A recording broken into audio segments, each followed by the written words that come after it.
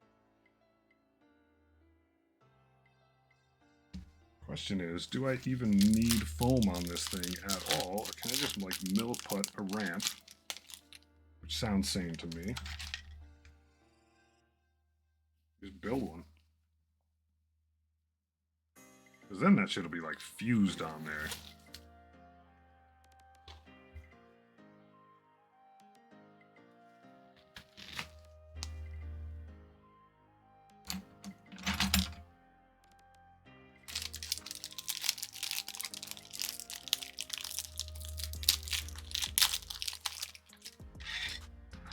Scoochie boys.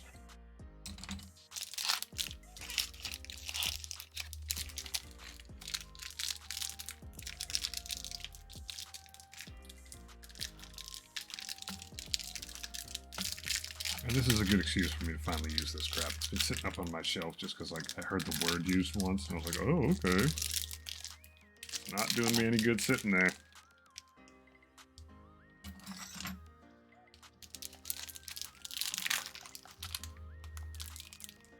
There's one turd. Cut up another turd. Similar lengths. And yes, I'm probably using way too much of this crap, but it's fine. Anticipating some amount of shenanigans with this.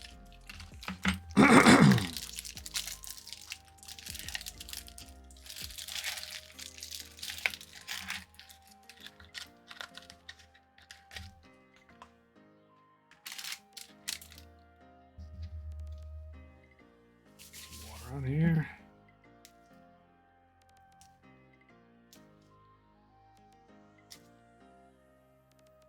Hey, my order went through. That's great.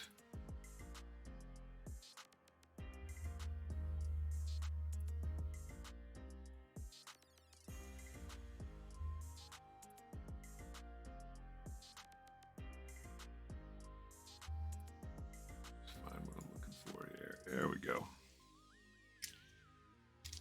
All right. I'm going to try to build a ramp. Build a better ramp by mushing stuff together.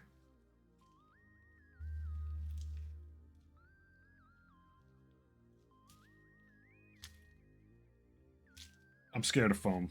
I'm scared of melting it. I'm scared that it's going to be too fragile and that sitting under the car with enough wear and tear and moving it around, it's going to just break apart.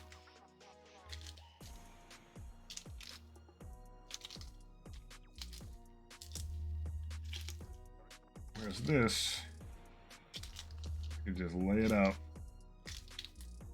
shape it how I want, have it set hard.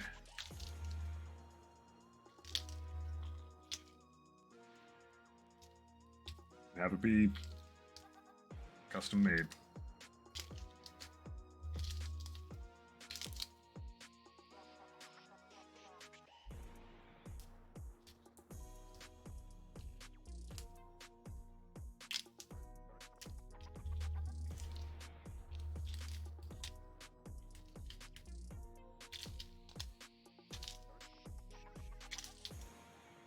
It's a good hand workout. Can't really tell if it's mixed. I mean, if I can't tell, then it probably is. There's not two different colors going around.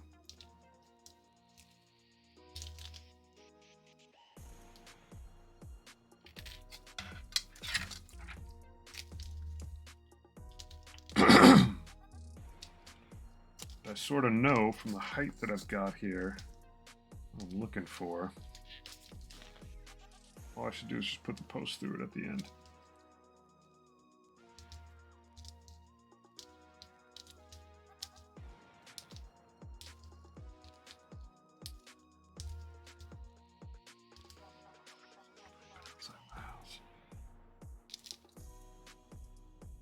Is that enough milliput? I don't know.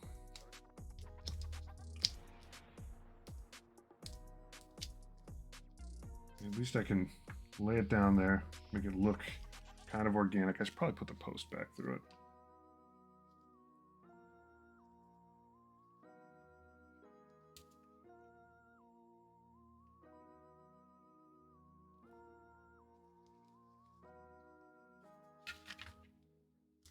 And now, theoretically, all I gotta do is just kind of smush this around a bit. make it rampy. And with my absolute third grader art skills, it'll kind of probably look a lot more like a rock outcropping or ramp than I did over there.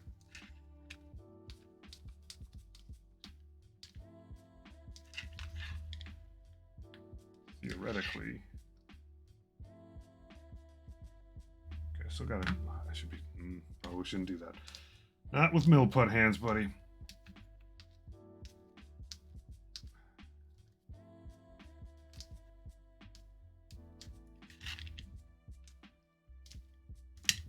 Push down enough, I can sort of claim that whatever basing glop I'm going to use is going to handle a lot of the business of smoothing out the edges, theoretically. I do want this guy to stand up straight.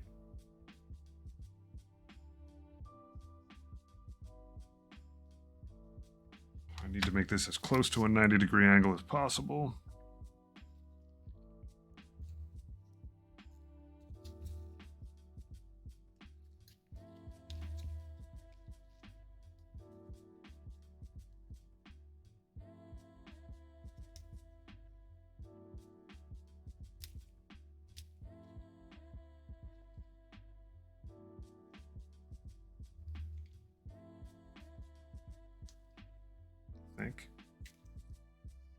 Therefore I think.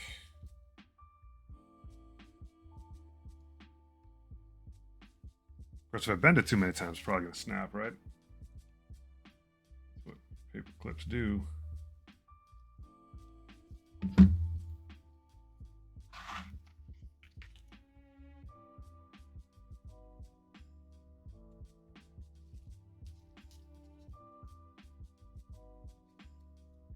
Do them this way.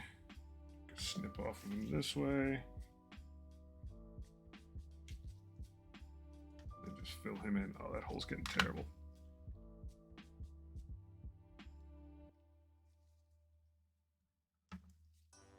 Precarious.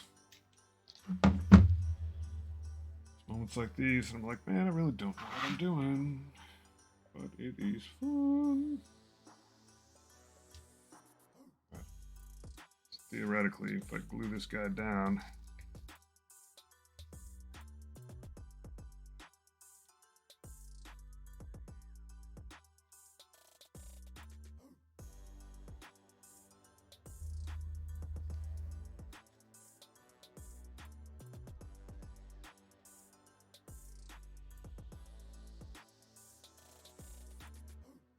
that goes up like that. All right.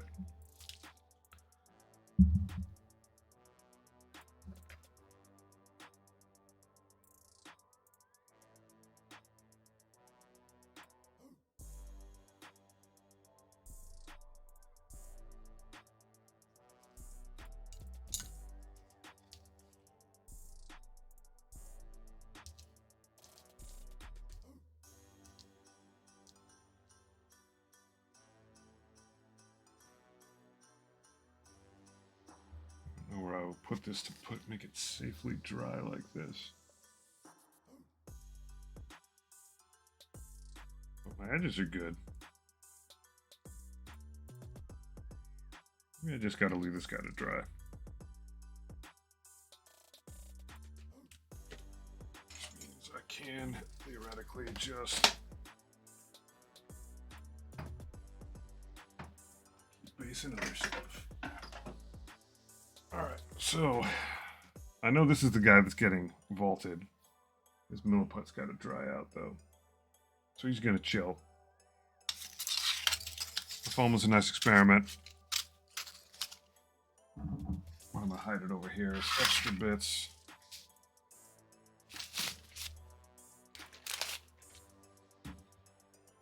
Give this guy a little bit more time to dry. This guy should be pretty standard. I'm going to glue him down first. No. What this guy's going to end up doing is I will dirty up the base. Need to pin him down. I mean, the temptation is to just scooch all this stuff in, but he's so wide. Drill a hole. Everything can be solved by drilling holes, right?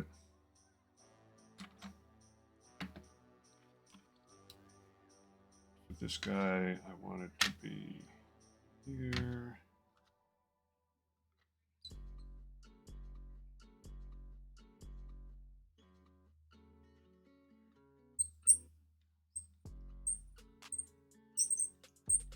Gotta be gentle holding this dude, because I think this is the guy that I already took his pipes out with a couple times.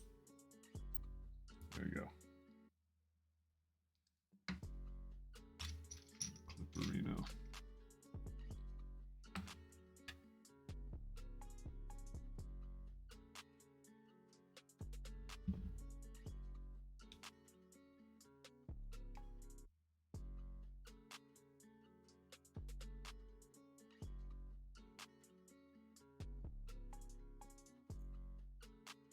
Get a nice right angle on this. There we go. Ish.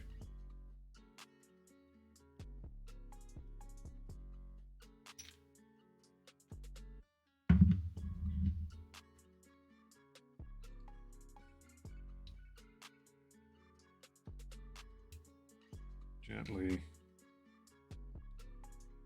Hold on to this thing without busting it.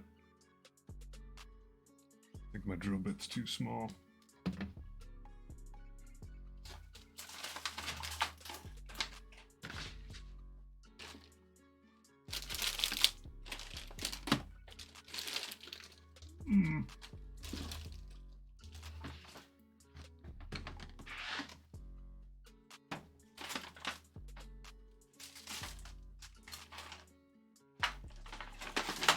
Funny if I lost my bits. Hilarious.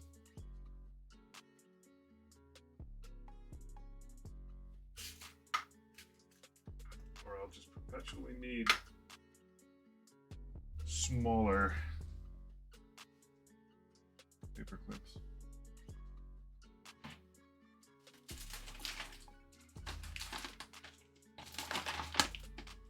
Alright, not gonna fuss with it too much. I do have a reference point to go with. This guy is reasonably stuck. All right, that's good. I'm not going to overcomplicate this. I'm going to put on some glop. I'm going to put some sand on it. Then I will glue the guy down. That'll be how we do it.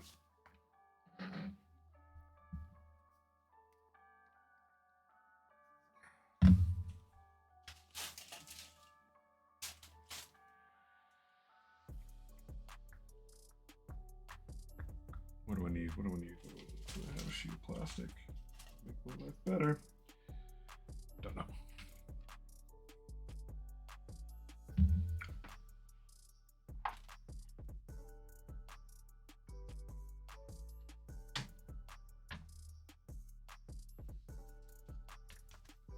I will at least use this just so any extra sand that comes tumbling out, I can just fold this thing up.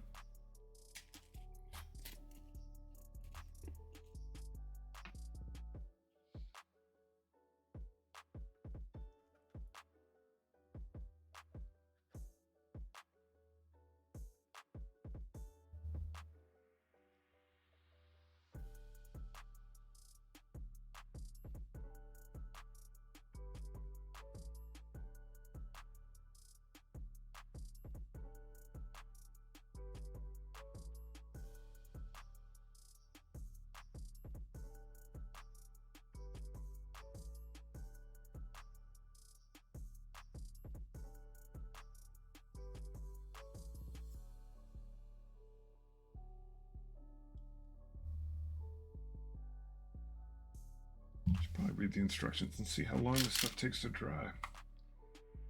First of all, putty together, turn filts on. Ooh, sandpaper damp painted. Doesn't say. Anyone have any idea how long Milliput takes to dry? I'm guessing it's a day.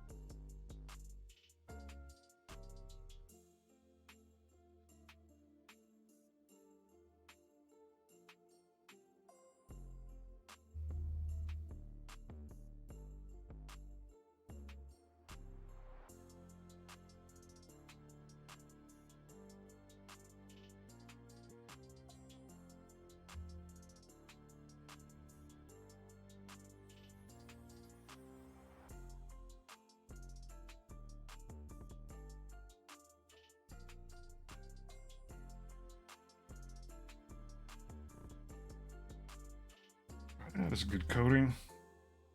Stash that brush in some water. Put this bad boy up.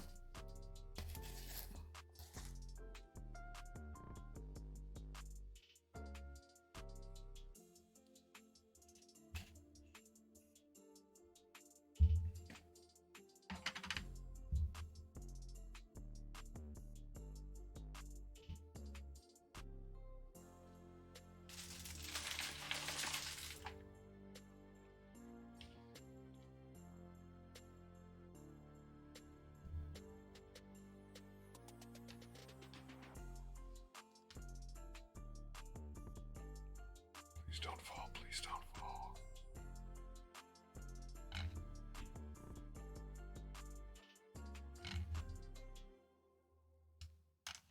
There we go, got a nice helicopter. That was a little more exciting than it needed to be. I forgot I had that little tool. It's actually the first handle I ever bought. And I was like, oh, this thing's not what I thought it was, size-wise.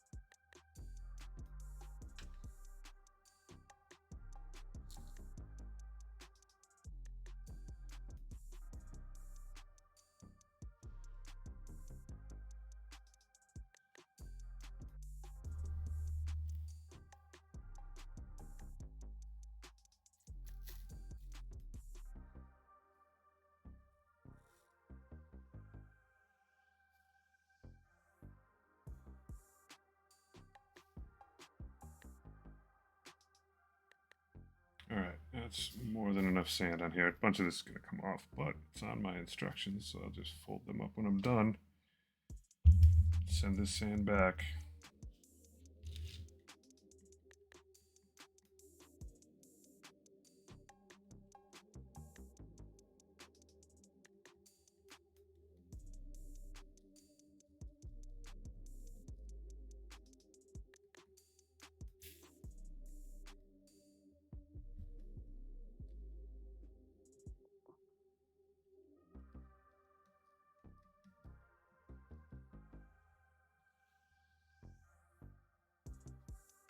How precarious this is.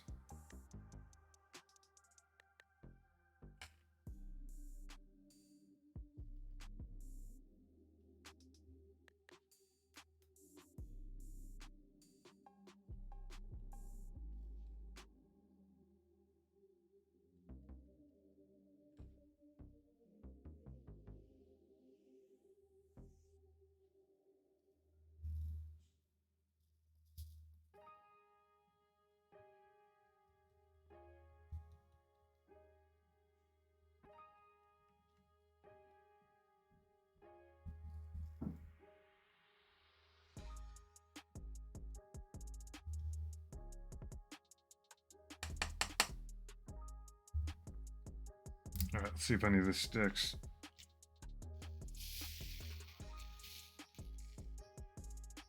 Yeah, some of it does.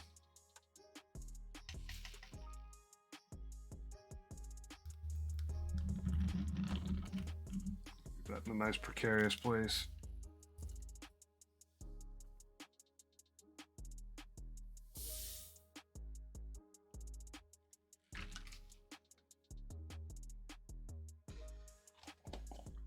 I can dust that up in a bit when it dries a little.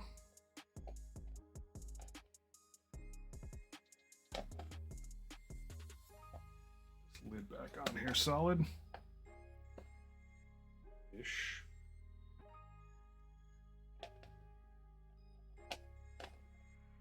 It's like the unhappiest lid of all time.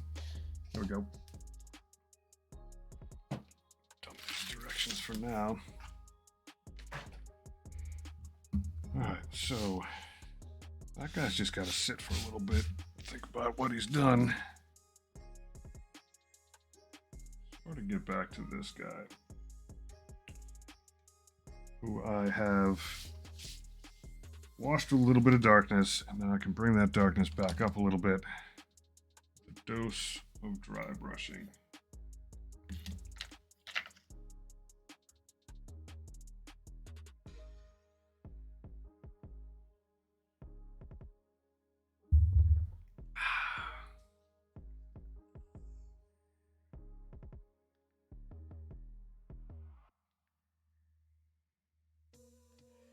And then yet again, I think I'm pouring more blood into this wonderful crater.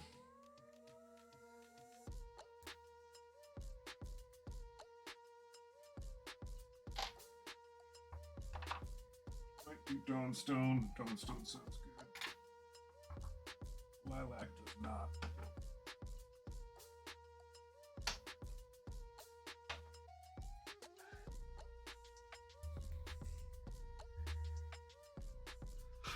Yeah, let's give Dawnstone a shot.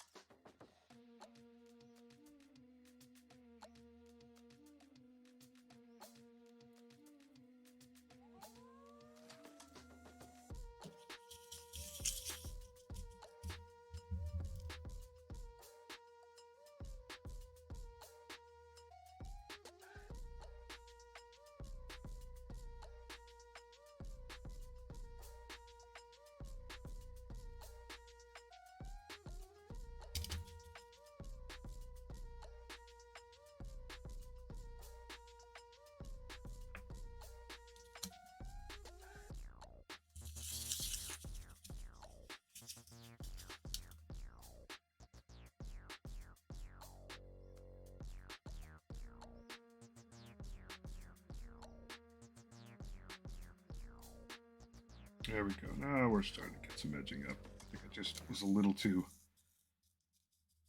hesitant with how much to put on the brush at first.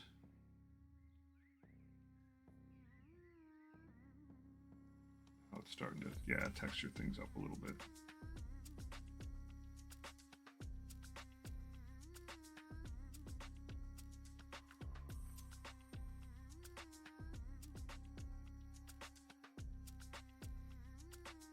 So many little bits to get in on, and obviously I gotta avoid all things red as much as I can. So I take a couple little spins around this guy.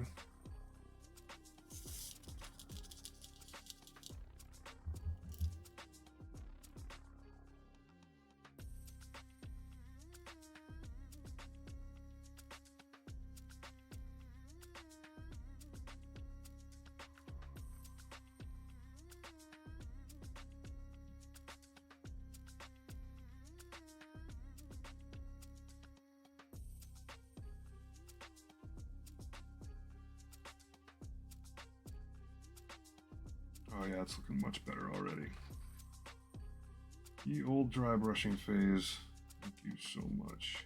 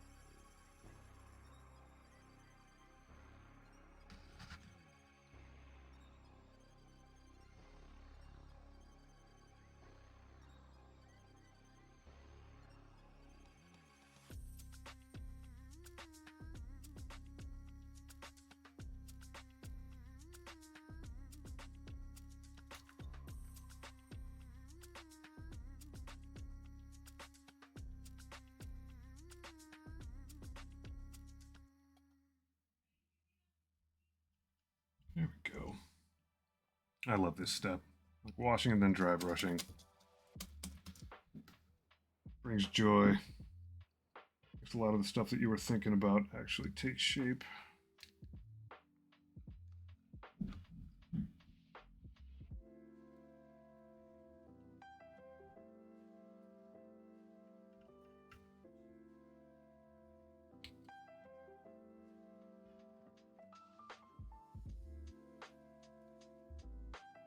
I always wonder if I'm not doing this as assertively as I could. Sometimes I'm over subtle. Of course, then you end up swiping a little too hard. And then you lose any subtlety whatsoever. So it's a gentle balance.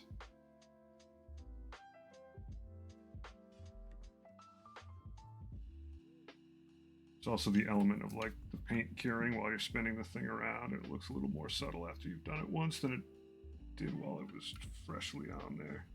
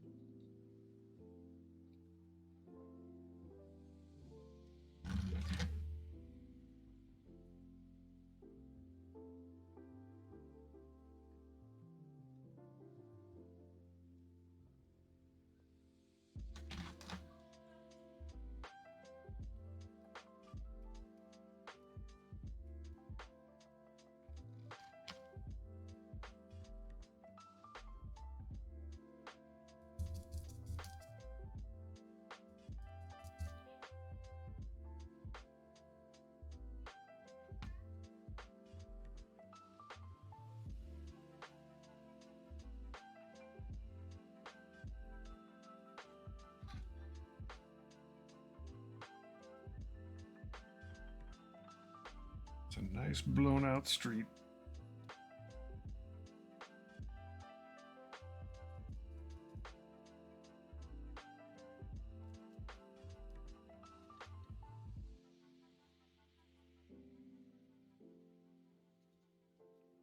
I'm just trying to get a lot of the texture up, and then a lot of these chunks of concrete, really want them to pop out as much as they can so that you just, especially when you're working with something like gray,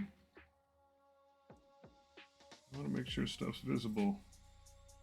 Yeah, I definitely got to do another pour on this in a minute.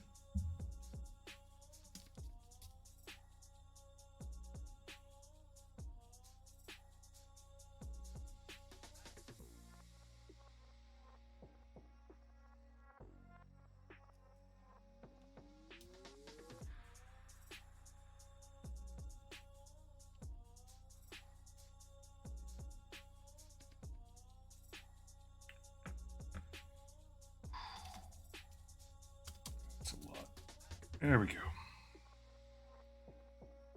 Now I'm just like very gently trying to get one last. In fact, I may lighten this up just a tad. I've got some white at the ready. That would be good. That's chainmail. That is not white.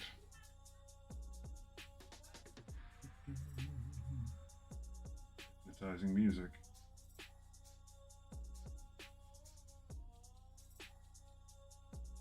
Actually, I'm not going to go with white. I'm going to go with a dab. Maybe not. Maybe I do need white. Maybe I shouldn't cut corners. Thought you were out here, buddy. Just dry brush with crazy glue.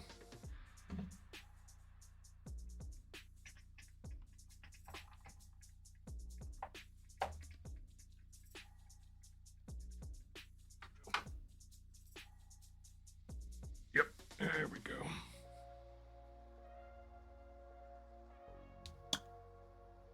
So obviously want to be gentle using white. I don't want to go too crazy.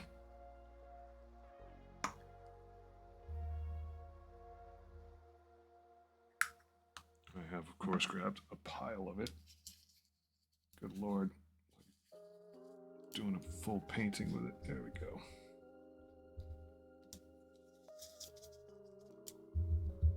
Now we're just going to be really gentle. Just dabbing. Bring up just the tiniest bit more texture. Sneak into little places. A little bit more edge, but just a little bit.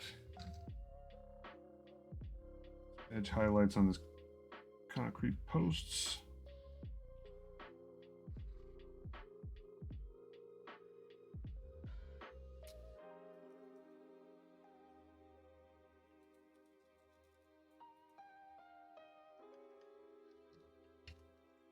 It's pretty awkward, not gonna lie to you.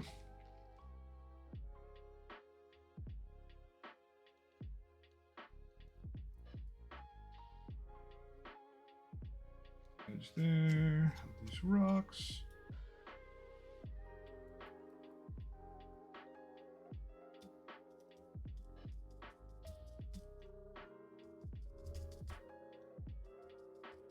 Of course, I'm working from the gray, the Dawnstone that I already had on the brush, so dabbing a little bit of white in there brings it up a notch. Then you can do it again, again.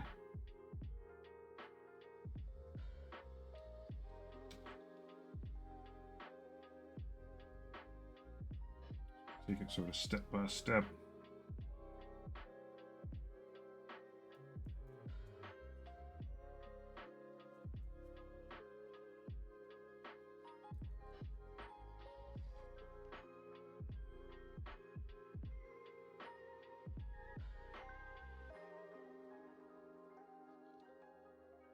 Peeking out little spots.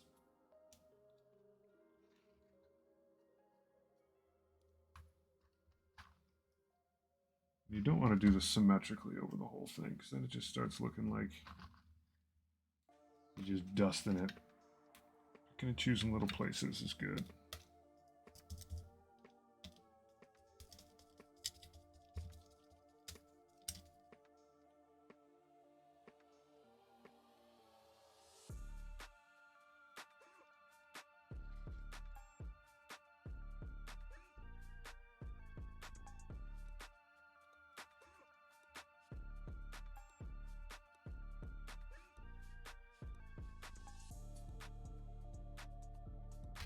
I've always got to wonder, like, what is the point at which maybe I should stop?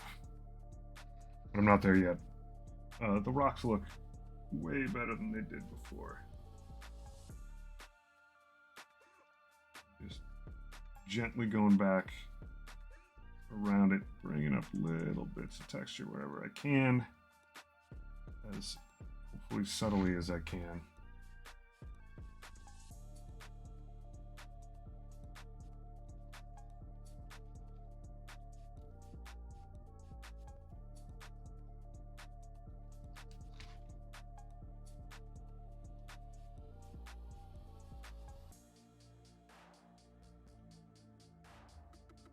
Little spots, just going a little stronger. All right. Well, those rocks definitely look rockier. A lot less like straight up painted bits of cork.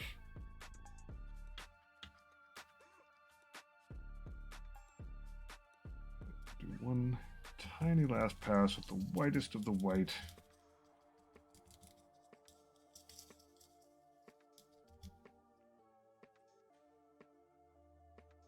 These are just surgical little dabs on the edges of things.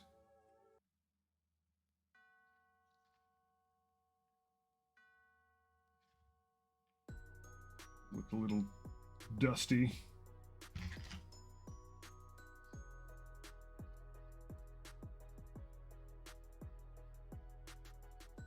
You want to be cognizant of little places where you get natural texture just sitting there waiting for you.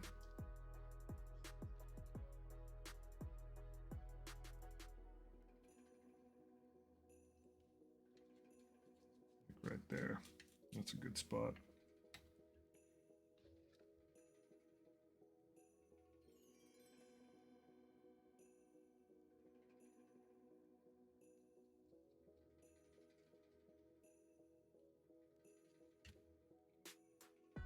All right. I'm done futzing around with that guy. We are going to now mix some more blood. And then I will very much leave this guy in place for 24 hours.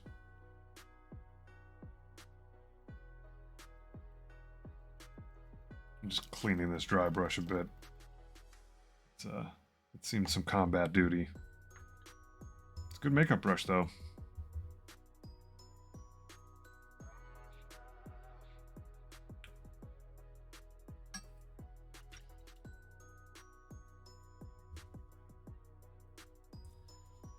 Let's grab a cup. Second verse, same as the first. Needs more blood. This time doesn't need too much.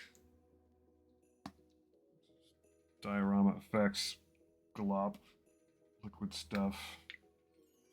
Cup halfway. Grab my corn red. Turn this way so I have the best personal view of the crater that you can't really see, but yeah, that's life. This is corn red airbrush paint that I'm putting in here.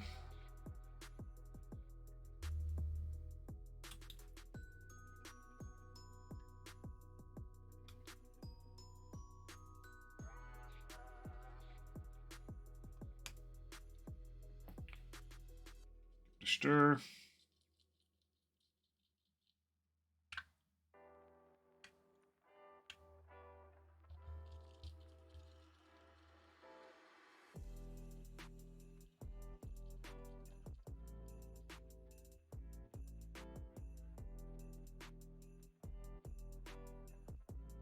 Alrighty. Dab some of this in. Fill what's spilled. Get a little bit more on the shins here. Trying to not drop any of this directly on the skulls. Just using this eyedropper doohickey. Just dribble the stuff around where it needs to go. I do need some more depth. Not a ton, but I need some. And I apologize for the camera. There's no great way for me to show off what I'm doing right now. Tried like 3 different angles last night, and they were all pretty destructive. What I'm doing is just surgically now. The first time I poured this stuff, it was straight out the cup. That's just to get a total amount of fill in here. Now I'm just surgically dripping.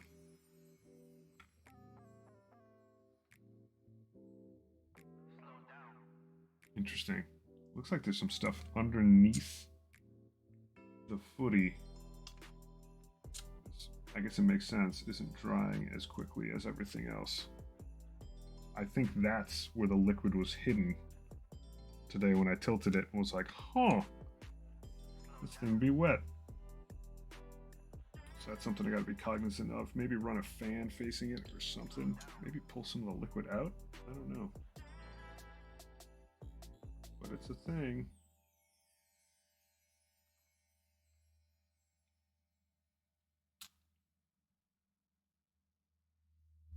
It is definitely a thing.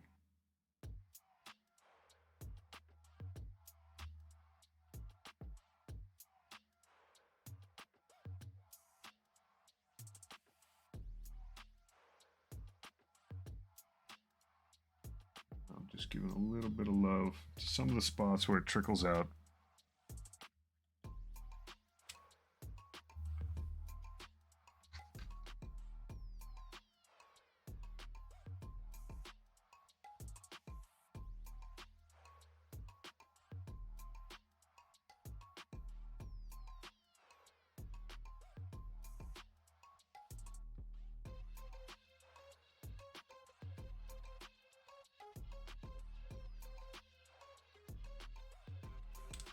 The last thing I will do, I'll add a little bit more in here for depth. There we go. The last little bit I'll do is I'm going to go with my sharp tweezers. Pop a lot of bubbles. Don't actually, yes, it's fine if blood is foamy, but it's not exactly what I'm going for here.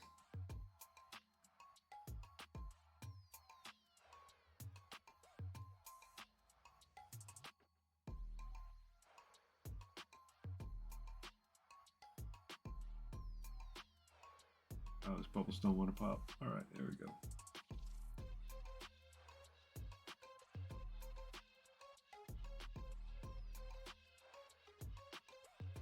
Buddy, I'm literally squeezing you with like needles.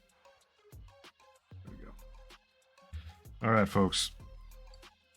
It's been real, but I'm basically left with a bunch of stuff that I got to let dry. Concrete down here is looking pretty good. Got some sand drying over here. Got some milliput drying over here. Depending on how this stuff goes, this thing may get a little bit more work tonight. These guys both got to sit. I think I'm good. I'm gonna peace out. I will catch you all next time. Thanks a bunch. An awesome Sunday, and we'll see you soon.